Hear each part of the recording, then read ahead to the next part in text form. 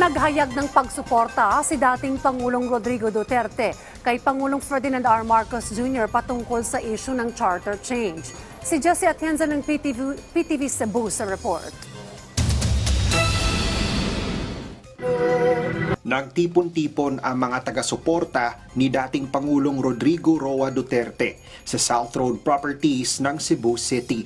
Ito ay para sa isang prayer rally for transparency, accountability, peace and security ng bansa. Sa kanyang talumpati, sinabi ni dating Pangulo na wala siyang nakikitang nagagawang anumang malaking pagkakamali si Pangulong Marcos Jr.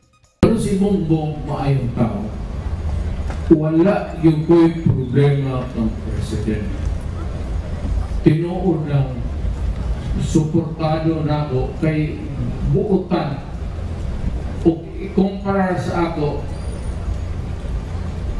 He is a very dignified, respectful, humble. Naghayag din ang dating Pangulo ng pagsuporta sa charter change ng Administrasyong Marcos. Well, if they are going to a chat-chat, musuportan ko. Pero, ubuhi pa ko, ingnon yun nato, ng kaning provision para lang na sa future. Kaning incumbent, dili na na makatagan. Nagpasalamat din ang dating Pangulo sa mga Cebuano dahil sa suporta na kanilang ibinigay sa kanya. Suportang tinamasa din ni Pangulong Ferdinand R. Marcos Jr. na nagluklok sa kanya bilang Pangulo. Dumating rin ang ibang lokal na opisyal.